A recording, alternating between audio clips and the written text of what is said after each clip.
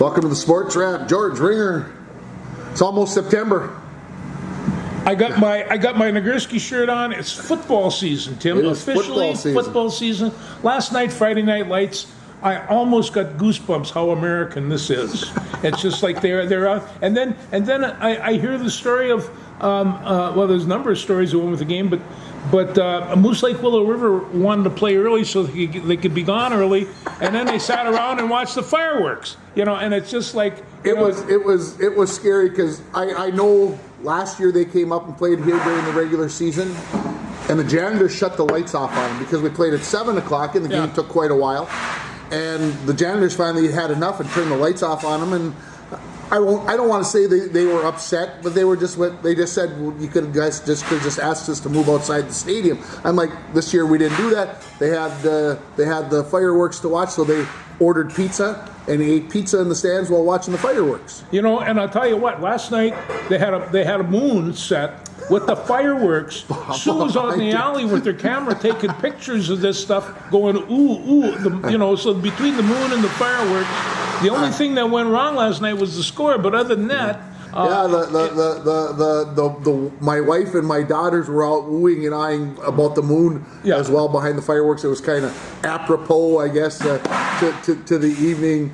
The scoring crazy. Those were the two downers last night. That was it. But crazy. I don't know how much I said on the air if you were listening, but on the radio that I did just before we started this, that he's going to be moved out of the ICU today.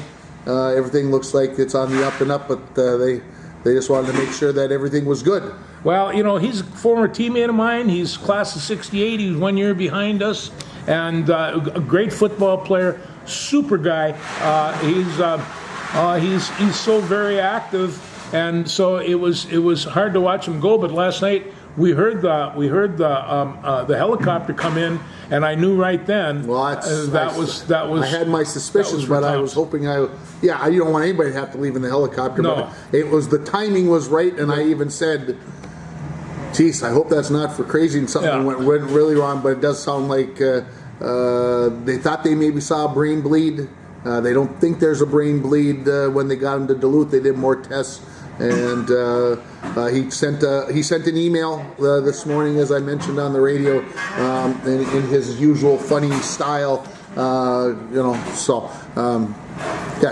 was sitting right in front of the Crandalls, and his sister Trudy, who was a classmate of mine, and of course that brought in a lot of concerns. And sure. And Cooper come over and brought the news, and so we all know what's going on. I didn't know at the end of the game. Trudy said that he was being sent to Duluth for an MRI, and just.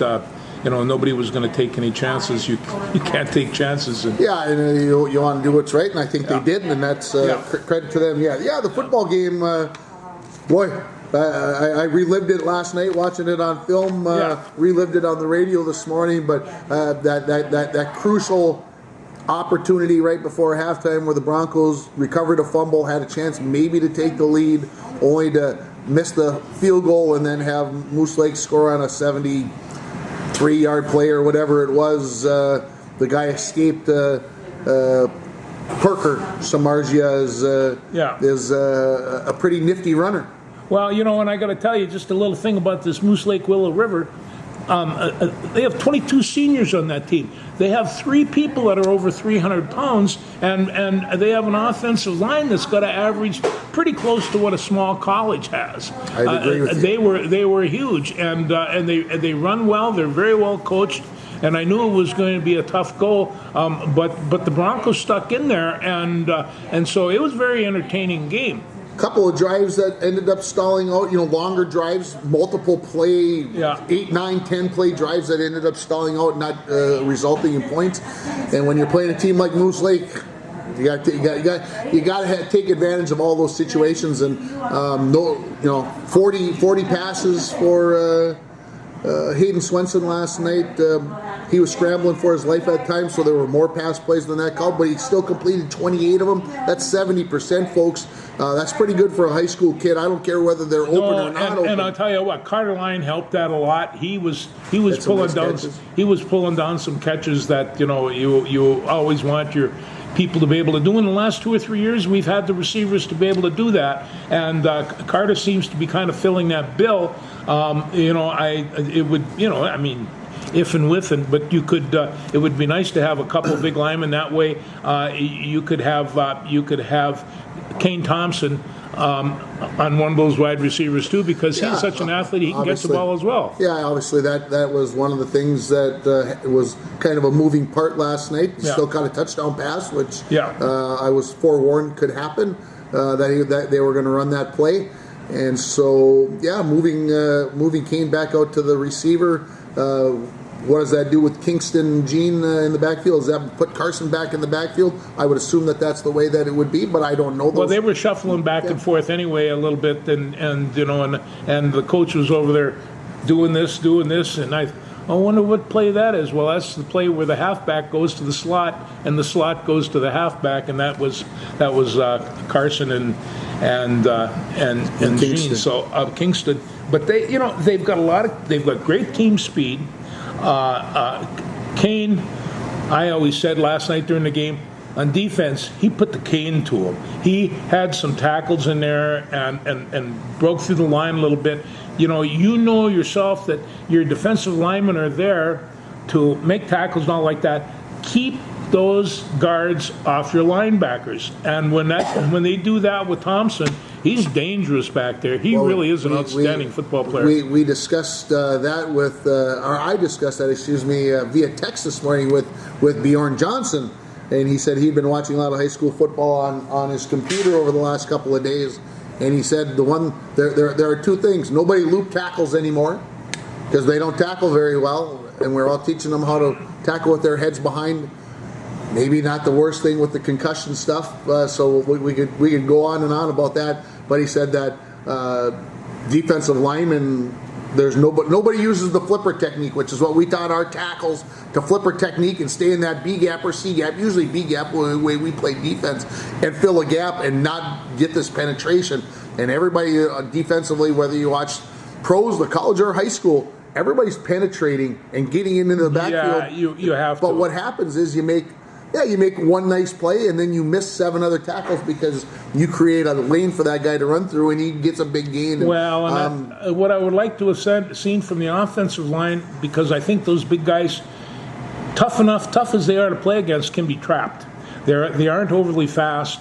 You give them one step, and if you can trap them, but I didn't see any trap plays, but I will take a look at the huddle and see. I would agree with you. I don't think there was a trap play last night, but I think it's in the offense. Oh, I'm sure it is. But, absolutely, especially with going under center and running an I, that probably tells you that it's somewhere in the future, and at least as old lineman coach, we would see. We love the trap. The trap is the best play ever, folks. That's the fun part. You can throw all the bomb passes you want and all the screens and whatever else.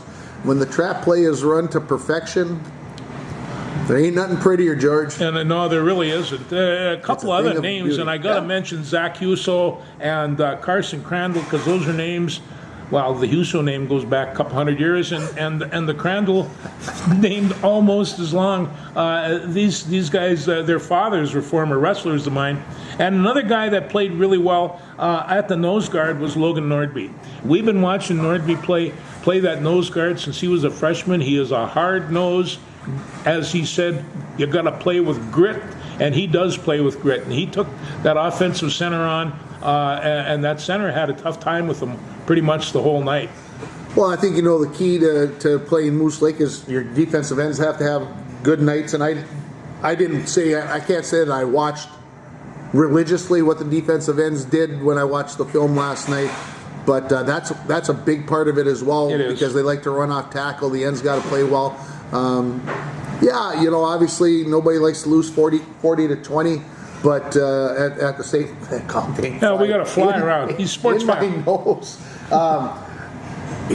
You don't want to lose 40 to 20. You don't want to give up 40 points, I guess, is probably the biggest thing. But you're playing maybe, and we're going to find out how good Moose Lake is. They get Barnum next week, and I talked with their coach after the game last night while he was munching on pizza.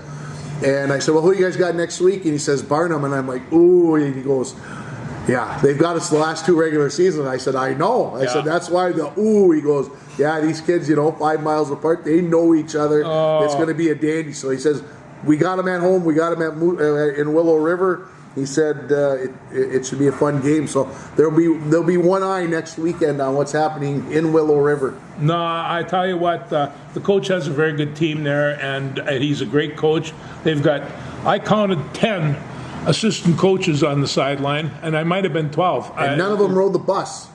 None of them rode the bus. They all drove up separately. Dave said to me, there's something wrong with this picture. I'm riding the school bus. I'm the head coach.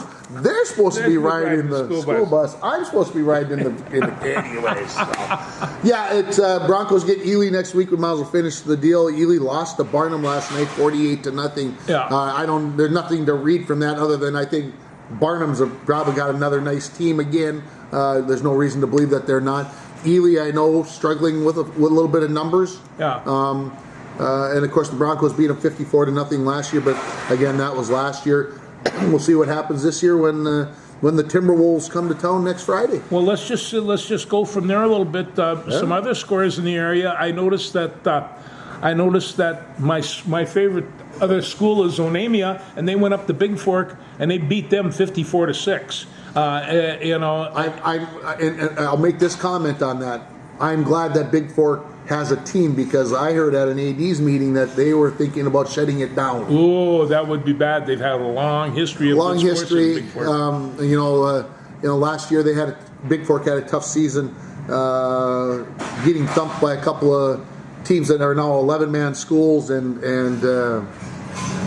on my glasses now. Anyway, they were talked that they weren't going to have enough, that they were thinking about having to move 8th graders up to play varsity because that's not good. That was the comments. But it's good to hear that they played. I hope your Onamia Mille Lacs team took it easy on them a little bit. I think they did, and I got a grandson around there who's in the 4th grade, going in the 4th grade. Guess what he was doing the whole game? Running around in the backfield with kids, and that's a very healthy thing to do. So, and the other game that I found kind of interesting was Cherry at the MIB. Wow. Would that have been a fun game to watch? That would have been a fun game to watch, and Cherry scored a little bit, but MIB pulled it out. And Cherry was up 26-0. Yes. And lost 36-34. Boy, these are two teams that have basically been the 9-man. Champions the last 4, 5, 6 years, Cherry and MIB, both now playing 11-man. So that would have been interesting to be at just to be at the game to watch the kids freaking out a little bit about playing 11-man football versus 9-man. It's not that much difference, but there is a difference if you've ever played it. And to think that MIB came back from 26-0 down, that just kind of shows you the perseverance of those Rangers. Hey, and there are Asimovs on that Cherry team, and they play football too. Yeah, they do. So and there were some other good games going on, but I like these small schools, and I like to see what's going on with them. And Little Fork played last night. I'm not sure they lost to I think it was 54-32. I think I saw the final. Lost to Cromwell, down in Cromwell. So. Probably the biggest thing that I saw last night, and I didn't get to watch a whole bunch of it, but Two Harbors has got a kicker. He kicked a 44-yard field goal last night I saw on TV, and that son of a gun would have been good from 50 plus. It was wide. I mean, it was right through there. A lot of room. Very interesting. Yeah. Anything else high school football you want to talk about? Because obviously we love all footballs, don't get us wrong. We could talk about that all day. But we have a soft spot in our heart for the high school version. Oh, we do as well. So you want to talk college next? We could talk college. My first question to you is going to be this: what happened to Boise State on Thursday night? They got hammered, and it's and I was kind of stunned, but I kind of just reviewed it a little bit again, and it's just like the high school game last night. 2 or 3 big plays will kill you. And I think that Boise State wound up at the square end of about 5 of them, and so they just really couldn't keep up. They got picked on right from the get-go and never were able to catch up. I saw a stat while I was watching the Gopher game. I think it was during the Gopher game. Of course, could have been any football game that was on Thursday night. But Boise State didn't score in the final 3 quarters. And that was the first time since 2004 or 2005 that they had not scored a point in the final 3 quarters. And I'm like, wow, that's over. That's over 20 years. Do you think they miss Genty? I think they do. He obviously is a big part of that. So. Oh, I watched him play. This is a Boise State guy from last year. He got drafted by Oakland or Las Vegas, and he's going he might be their starting running back. He only played the first quarter, maybe not even that. Okay. And he's going to fit in just fine with those guys. What do you think of your Gophers on Thursday night? Well, I thought that considering everything, new quarterback and all, I thought that they did all right. The defense, well, I mean, first off, you gotta who's your opponent? Well, Buffalo, but they were second in the league last year. They're considered to be fourth. They were what, 8-3 last year, 8-2. They were a good team, and they have a solid defense. And so you figured, maybe they could probably give the Gophers a run. The Gophers dominated every aspect, but with 3 minutes left in the third quarter, they were only up by 3 points. And so, you noticed that. I did notice that. And I kept on thinking, geez, Buffalo is not going anywhere. And but I also saw some pretty good things. Number one, our good friend Parrish, he was in 7 offensive plays. He was in the first round offensive plays, caught a beautiful little 12-yard screen pass, and you could just see that he was ready to bust. He had a punt return for 18 yards. Defensively, this was the lowest score that he's had in a long time. He only got 2 tackles. But he is so much on that field. He was on, 7 or 8 offensive plays. And, he just does so many things. He can do wide receiver. He was in a running back position on a Wildcat play. I think they're just finding out what they can do with this guy, and he is enjoying it. So, and the other thing is, the quarterback was Drake Lindsay. He comes from a lineage. I think his grandfather played for the Vikings, and wow. So okay. This kid comes. And he's a good-sized kid, 6'4", 6'5", and he's got a good arm. And throw a couple passes that concern me, and like, geez, that's a college quarterback. And then 2 plays later, he'd throw a strike, and I'm like, okay. No, he had some ducks, but you're going to expect that the first game, But I think that the Gophers, for the most part, like I say, they were down up 13-10 with 4:32 in the third quarter. That concerned me. And then, but you got Darius Taylor. He rushed 30 times for 141 yards. He looked in mid-season form to me. He looked like mid-season form. And he can catch the football out of the backfield, so what does that mean for you? He's going to be a great NFL back someday, folks. I love that back out of the backfield. It's the best play in football, and I watched the Broncos do it a couple of times last night, and it was very effective. Without that passing game, the Broncos are going to have a pretty weak running attack, and so, but yeah, let's hope they shore that up. Yeah. We had a guy named Bradley Denneberg kick 3 field goals, and and that keeps you right up. Watch this, folks. You see that? You see that I'm watching myself on my screen. Yeah. Very flat. Very flat. His kicks are very, very flat. Yeah, they're very long though. So I'm a little concerned that he's going to be trying to kick a 45-yarder for a game winner or to seal the game or whatever, and it's going to get blocked for So we'll see. Anyway, next Saturday they play Northwestern Louisiana State, and that's at 11 p.m. So we'll see what happens from that. 11 a.m. I hope. Or 7 a.m. 11 a.m. And so of course, with college football, you never know. They got games starting in Kansas City and Madison at 8 p.m. on a Thursday night. Come on, you people. Anyway, no. I love football till all hours of the day, but. Well, my goodness. And today at 11 o'clock, one of the best opening season games, Ohio State and Texas. The problem that I have is I have a format that's not going to allow this game, so I'm not going to be able to see it until midnight tonight. So if I can keep everybody away from me and not tell me what's going on, I'll be all right until. Why have you got a format that's not going to allow you to watch this on Fox? DirecTV is not.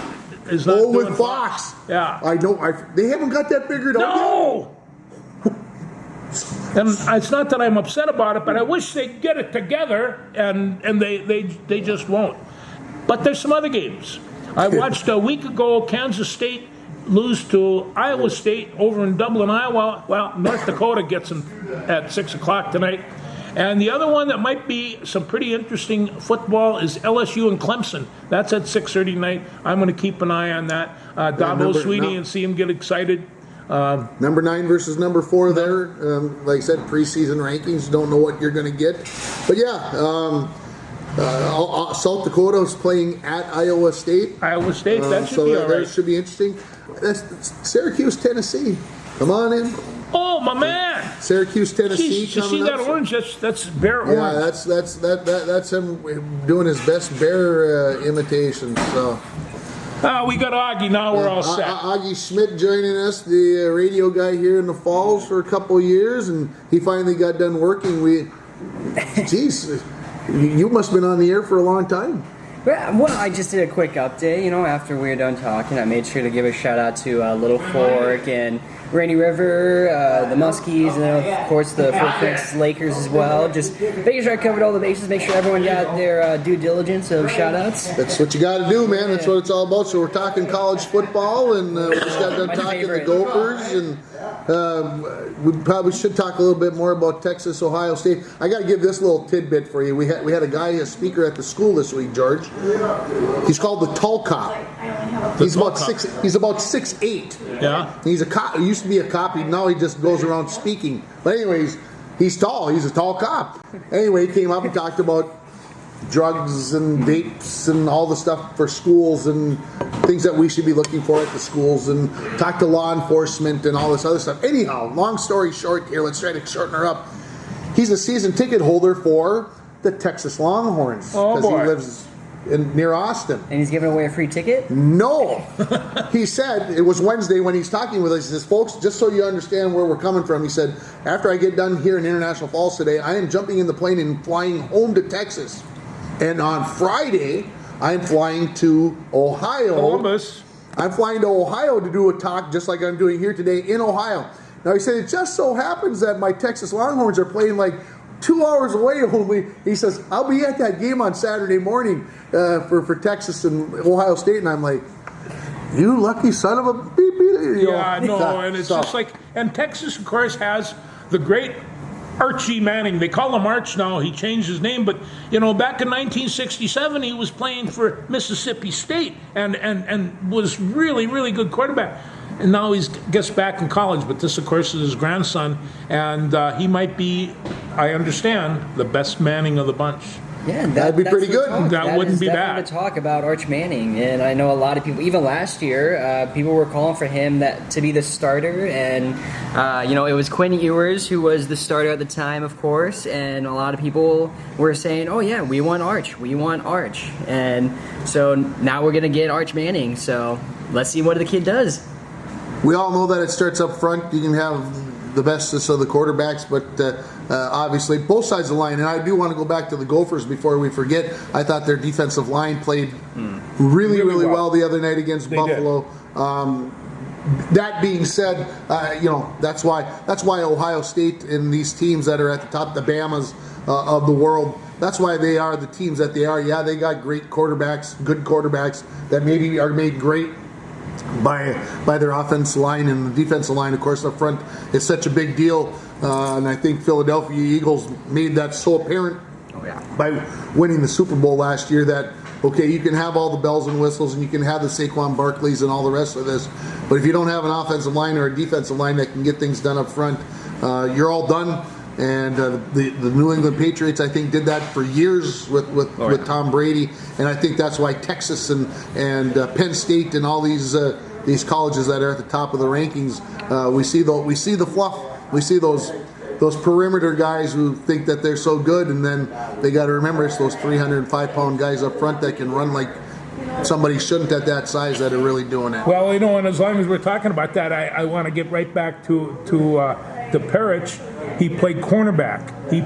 He covered slots. He did free safety. He did strong safety. He was all over that defensive side, and they can adjust him. They just rotate this kid around, and he just comes in and does the job. I mean, that's a hard thing. There's a big jet difference between safety and cornerback, but he is so strong and so quick that he can drill those receivers and at least give them a little stop. And if he does that, then he's got them covered. And so I was watching him, but I couldn't believe all the different positions he was on defense, considering he only made 2 tackles. But who knows what else? Nobody went to him. Sure.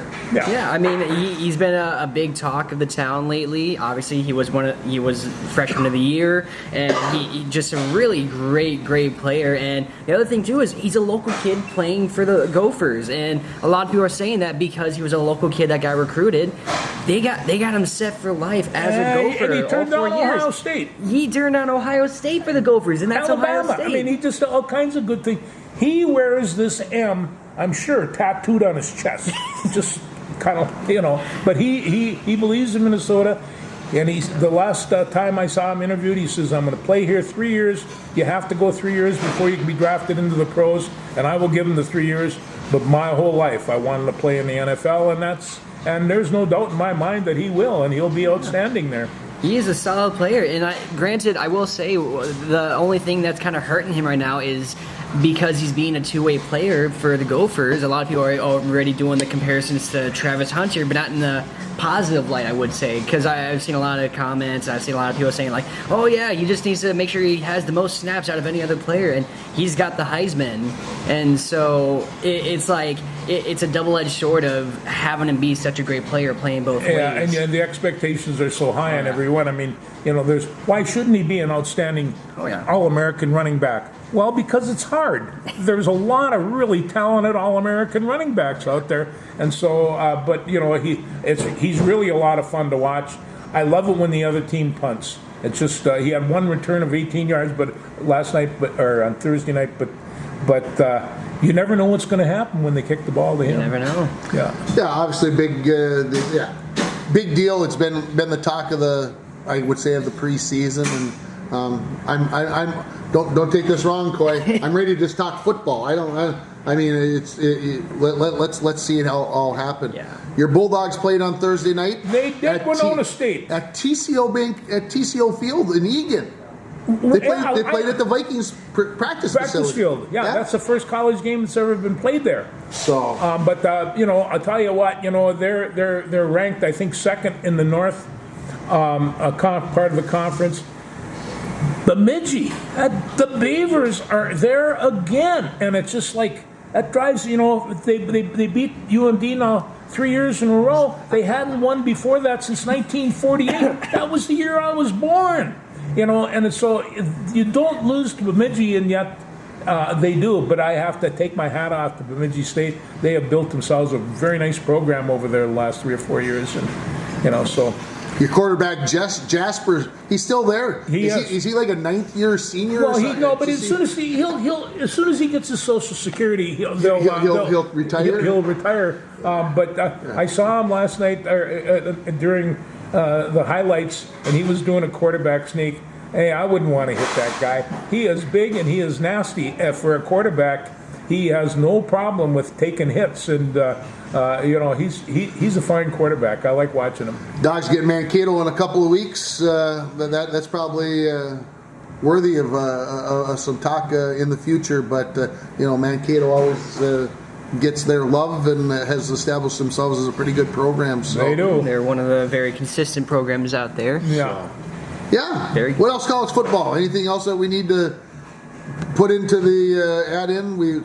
I said, we probably should pick a winner. Who wins today? Texas playing in Ohio State. At Ohio State, and I only say that only in pure sarcasm, the Ohio State University. I can't believe it. When they get introduced at NCAA tournaments, they have to be. They got it. The Ohio. Anybody who does that. Anyway, who wins? That horseshoe. Come on, who wins? Give it to me. The horseshoe is a really hard place to play. That is one thing you got to point out. Yeah. Unless, of course, in Michigan, because apparently Michigan owns Ohio State as of late. Woo-hoo. And Jeez, if that gets down to Columbus, they're going to be just mocking us. But it's true. And I mean, I had to stir the hornet's nest there for that. You sound even happy that happened. I was very happy, and I'm a big hater of Michigan as of late, just because one of my best friends from college is a fan. So, and that's the only reason why I'm a hater, is because he loves them so much. But I will say, Ohio State, they're a really good team, and they're coming off of a great season. And so Ryan Day, he's a solid coach. He's got a lot of great staff, and I don't really think they graduated too many guys either. So, I mean, you know, they lost their 2 core running backs, so that is probably going to be a big loss for them for the offense. But I mean, they still got a really studded. I'm a little worried about wide receiver Ringer. He core. keeps on. I think he's feeling things. I'm not sure what that is. It's the comments from the Ohio State fans who are already talking about it. So as long as we got you right here, and so who you're picking, Ohio State? You know what? I love Arch Manning. I think it's cool that he's going to be getting his first start, but I got to go with Ohio State. I got to agree, just for all the things that you just said. As long as we're talking, Texas wins. Close. Lee Corso, we love you, man. Your last show, I don't record things very often. You know that I don't put things on DVR, but I DVR'd the whole 3 hours of College Game Day, so I can sit down and watch it. I have it too. Have it so I can watch it. Didn't get to see any of it this morning. Man. You got to see the Kirk Herbstreit's going to cry. Lee Corso's probably going to cry. Lee's 89 years old, I think. Is that, if I remember reading it someplace. He's been doing Game Day forever. Even Kirk Stodd will cry on this. So one. I assume it'll be interesting to see whether he puts Bucky on or whether he puts Brutus. Brutus, and then is it TiVo? Yeah. What's the Bevo. Thank you. Bevo. And so we'll see. Interesting to see who he picks for that game day. But I'm going to go Texas again, as Lee would say, but closer than the.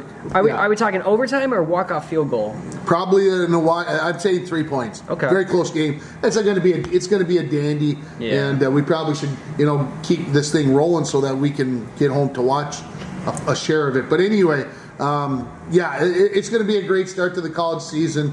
They've got games on every night. It's insane. I can't stay up and watch all of it. Man. No. It's a lot of fun. So what do you think about the Vikings bringing back Adam Thielen? You lose Harrison, Phillips, and you get an Adam Thielen. And they're vastly different players, George. Well, they are not only vastly different, and then they get Carson Wentz to boot. And you get Carson Wentz. So those were a couple of things, although I've been talking about Adam Thielen all summer long, that somebody was poking a stick at this is a trade that should be. And so Jordan Addison doesn't miss the first 3 games of the season. We're not even talking about Adam Thielen. It never happens. It would never happen. But with Addison missing those first 3 games, it was probably necessary. They had to do something. Yeah. Some receiver was coming in. Thielen can step in and move into the role faster than probably somebody else can. Well, yeah. Otherwise, you got a rookie as your second receiver in Felton, and they're just kind of hurting there a little bit with it. So, the Vikings got their 53-man roster completed. Yes. And it seems like they've got more undrafted players than we drafted. 7 undrafted players. What does that tell us about our draft? I don't know. It was when I read that as a negative, not a positive of who we're drafting, and that's not to say that there aren't guys who bloom late, but I mean this is only 4 months later. These guys were just out of college. Max Brosmer. I mean, I told you, George. I said he'll be the practice squad quarterback because he needs more time. Well, he obviously showed the folks that he doesn't need more time in these undrafted players. Yeah, it's interesting. It's scary, but I also at the same time, and this is a little bit of more maybe speculation on my part, the Vikings have spent so much money elsewhere on these players that they are trying to do. That they're one of the teams that is over the cap the most for the next whatever. They needed some guys who only need a little ching. Yeah.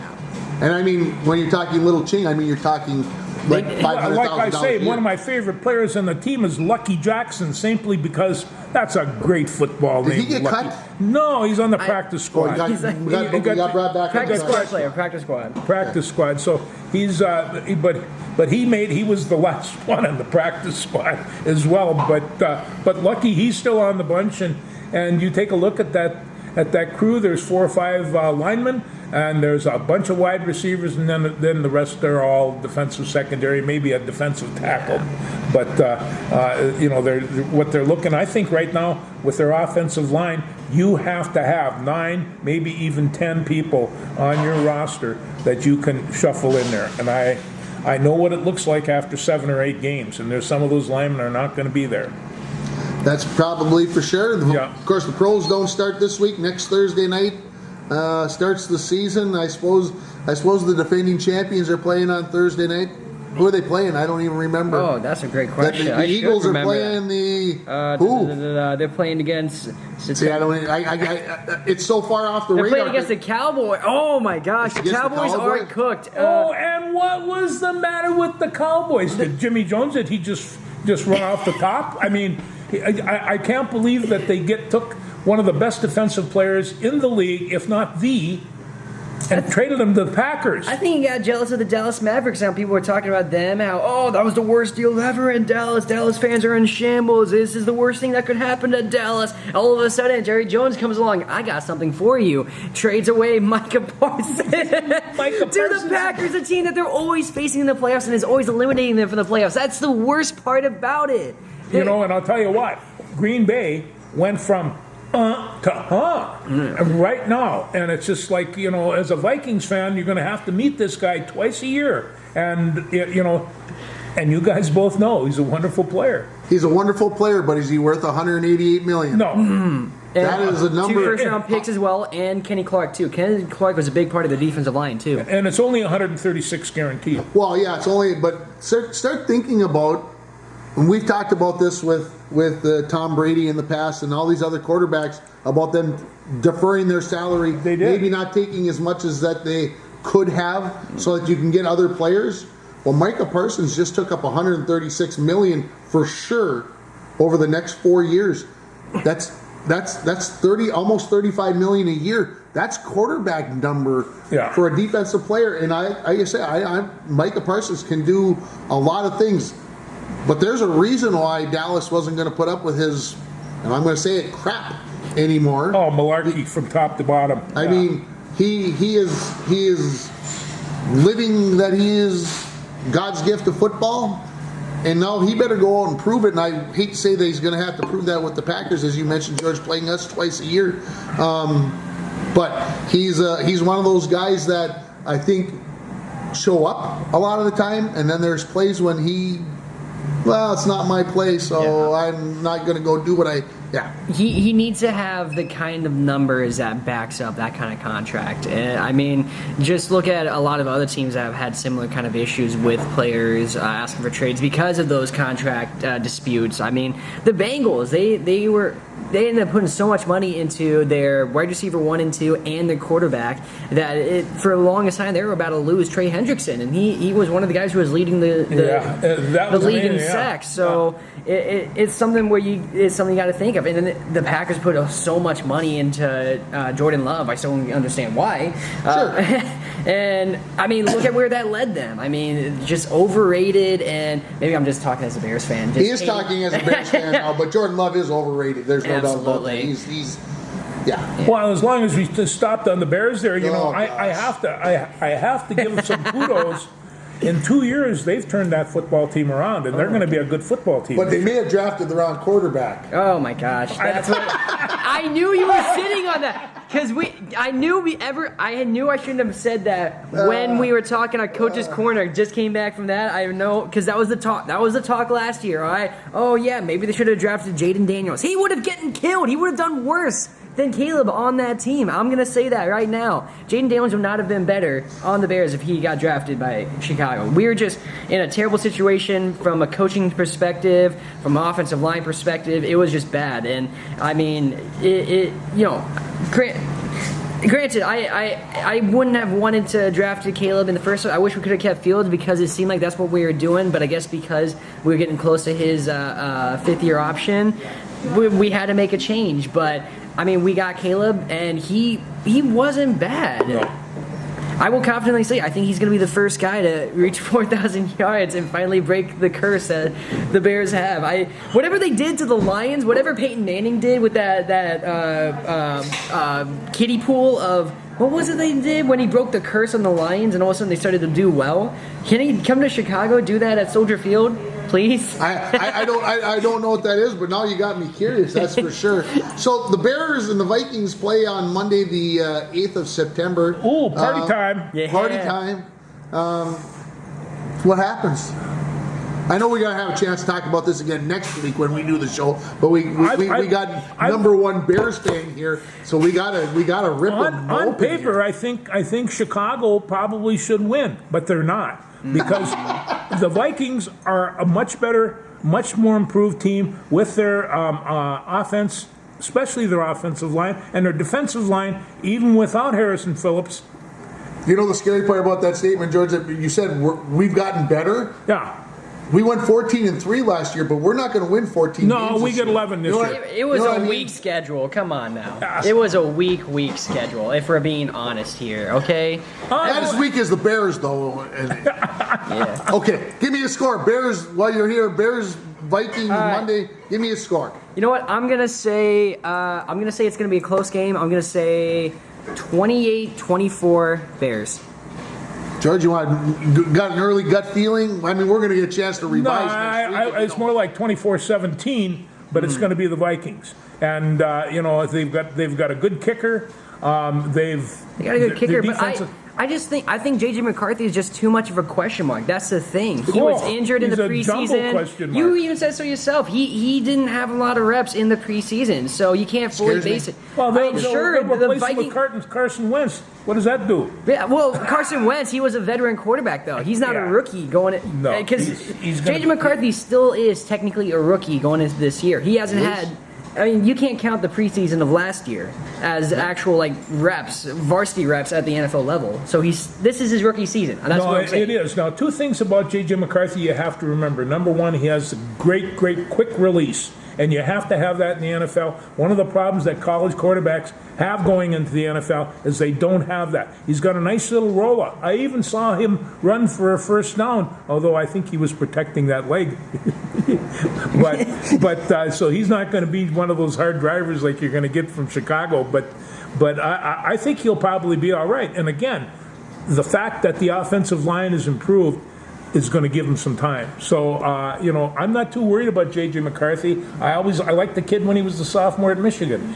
But to say he's a question mark, boy, that's right on. It's a lot of people are asking the question. Yeah. Next week, George will give his pick for who's going to play in the Super Bowl and win it, so you won't want to miss next Whoa, week's show. that's not hard. pressure right there. That won't be too hard. It's kind of like picking the Brewers to win the 80 games in 20 games in August. I'm just saying. They won 20 games in August, the Brewers. We didn't pick that one in April. Who the bless saw that? I mean, what, Not me. I did not see that coming. Yeah. 20 wins this month. Still got a couple of days to add to that total. Twins played San Diego last night. Got a W, I believe, They did. and all that. Luis Ariz comes back to Tarjay Field. And Speaking of question marks, the Twins, man, that's the weirdest thing about them is after they did that huge trade, getting rid of so many players, every Twins fan had a groan of exhaustion and pain because of the fact that they decided to keep the same owners and not sell the team. So, sorry to you guys. No, about that. the owners decided they didn't get enough money. See, if we could have pooled all our dough, we could have bought that team. But no. Yeah, but then right after all that happened, all of a sudden they're winning a series against Detroit. What make that make sense? And then they go on a huge losing spree, and then they're winning again. Like what's going on here? I mean, they're not making the playoffs. I will say that. no, we know they're not making the playoffs, and My Cubs are, I think I honestly think in their brains, they're 60-73 right now. So there's 29 games left. I honestly, if they would go 5-24, the ownership and general the administration of the team would probably be happy because that's going to improve their draft pick for It is. next year. Yeah. And I think that is exactly what they are trying to do, folks. They are trying to find a way to load this team up and work it back up, and it's going to be a long process. It's going to be 2026 could be pretty ugly. 2027 might be an improvement, but we talked about the Twins did this 40 plus years ago when they brought Brunansky and Herbeck and Gaetti and all these guys up through the system and worked them through and did it this way. And I think they're hoping to reboot that. Everybody's, and I'll be honest with you, Kansas City went through their trials and tribulations 15 years ago and built it up into the mid-teens there, 16, 17, whenever they kind of got to their whatever. And Detroit did the same thing. Detroit won, 40 games that one year? 42 games or 44 games in one season. And they were bad, and they built, and they built, and they built, and they built. Now they're the top team in the AL, one of the top teams in the AL record-wise anyway. And I think some teams are looking at, rather than trying to sustain and maybe be there and draft 18th and 20th or whatever, can we bottom out and can we build back up? And I honestly think that's what the Twins are doing. I think the bottom is a little bit dictated by attendance, and they're running like a couple of games, 17, 18,000. That's not very many people even for Target Field. So they're going to have to consider that. Yeah, but the people are still ticked off. They're not. Yeah. I'm Well, they not should be. They have every right to be. I think they should too. And when they threw in the towel when they traded away a third of their team, and most of their pitching, all their bullpen. Yeah. It was kind of a horrid type thing. So we'll see what happens. Minnesota Lynx. I was so disappointed in them the other day because I watched a game 2 games ago, and Fisa Collier was back, scored 32 points, had 12 assists. I don't know how many rebounds. She was just all over the court. And you've been out for 2-3 weeks, and this is what you come back to. And then last night they kind of just blew it. They gave up 60 points in the second half. They were up 21 points.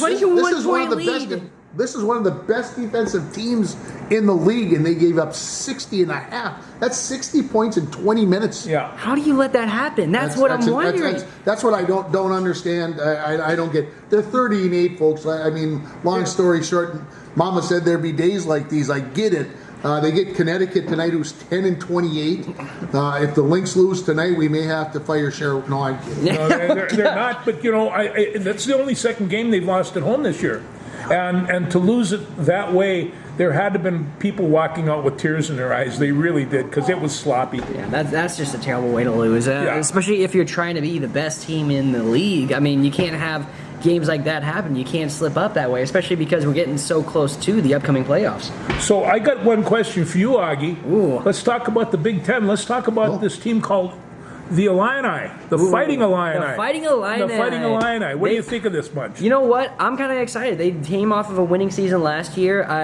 I think if they play their cards right and they continue making the right moves this year, they have a great chance of having a good season. I think they could be a top team in the Big Ten.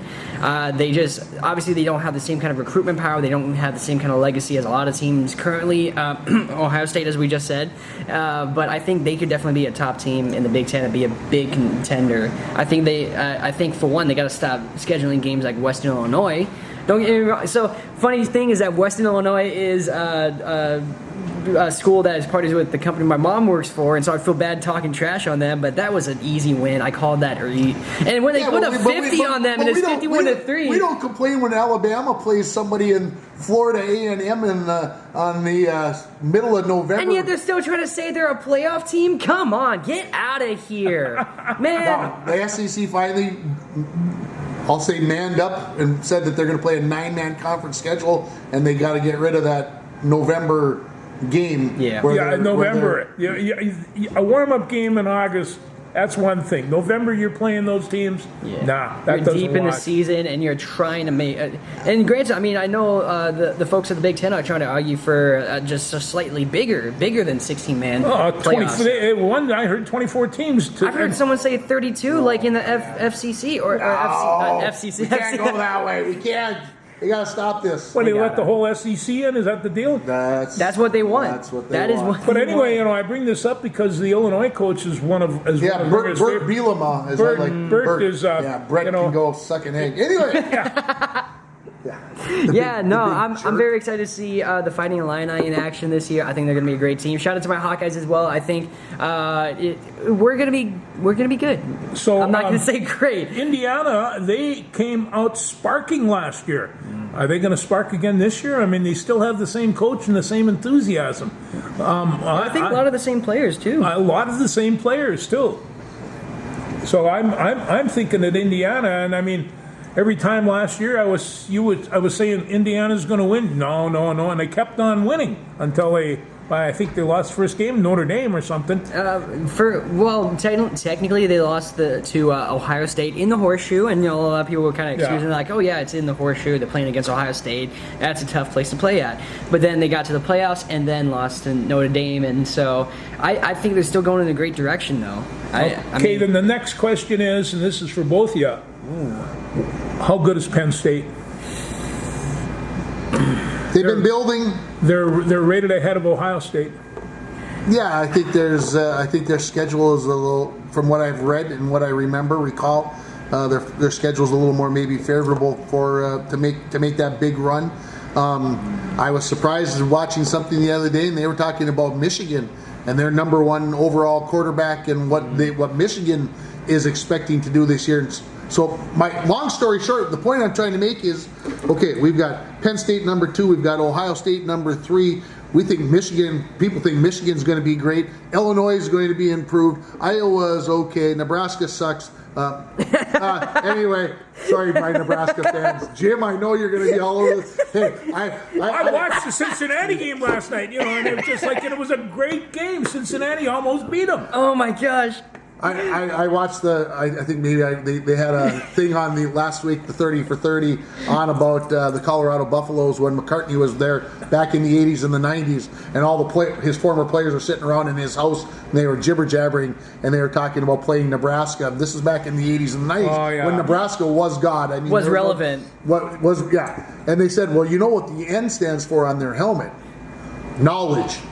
And the boys just busted out laughing. I said, that joke's going to run forever. Every time I see the N on their helmet, that Nebraska thinks that the N stands for knowledge. So anyway, I need that for college because I had a big Nebraska fan that I was teammates with. Oh my god. So anyway, Should've had that. but in all seriousness, and then we're talking, Illinois is going to be good. Where's Wisconsin at? They didn't look very good the other night, but Wisconsin always seems to be there. Iowa, the Nebraska was picked to be tied for 5th. I was looking in the Star Tribune the other day, and the Gophers were picked 10th, and they're going to go 8-4, and they're going to be 10th. And I mean, you start talking about the Big Ten. How do you come through there unscathed? You can't. With all these quality teams. I mean, it's if you're 12-0 at the end of the regular season and playing for the Big Ten championship, and we didn't even mention the O word. We didn't even mention Oregon in this mix. And I don't Oregon's going to be really good this year. Oregon's going to be really good too. So they're not going to win another national title because it's just Oregon. A whole bunch of New Jerseys, a great season, some great players, a lot of flash. Dud in the playoffs. I just love their colors. Yeah. That's all. Pretty colors, right? That's how they distract you from the fact that they're going to choke in the playoffs every year, just the bright colors. And then we haven't even mentioned USC in the mix. I mean, it's really kind of a murderer's road type thing of trying to go through and play these schools. It really is. Well, and being honest, how do the Purdues and the Rutgers and some of these schools, how do they compete? When you've got these power schools that have been there forever, Maryland finds a way though, don't they? Well, but they're picked in the bottom half of bottom half of the Big Ten. And how do you go recruit against these schools when we went 7-5? Well, money, but you can buy them a new truck. There's only so much of that out there. A new boat. We got to get going here, folks. And I'm being serious. We got a couple more things we got to discuss here. Gopher volleyball. They lost to Texas A&M the other day. I'm sure you were watching. Your wife broke my wife's heart. Yeah, they looked okay. They did. They're ranked 11th in the nation. Yeah. They beat Cal Poly last night. They get Ball State today in St. Thomas, so we would think that after the weekend they're going to be 3-1. But there was some big time volleyball last week with Nebraska getting their new coach and the coaching carousel and everything. And ESPN is bought in with putting volleyball on. ABC putting volleyball on a Sunday afternoon in what I call a primetime spot on Sunday afternoon. Volleyball's definitely here to stay, and it's just interesting to see these schools. And we talk about the college football players and college basketball players moving around. College volleyball players are moving around as well. Remember last year the Cornhuskers played in front of 98,000 people in their stadium, the largest crowd that ever watched a college volleyball match. Now, I don't know, but that's going to put some kind of charge in that program. So I think Nebraska volleyball is alive and well.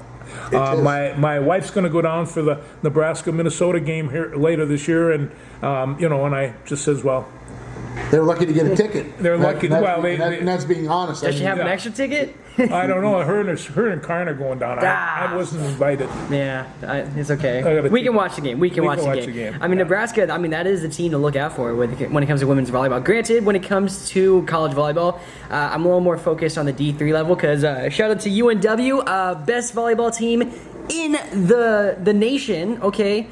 One of the best teams out there, all right? Just gotta plug my alma mater. So there you go.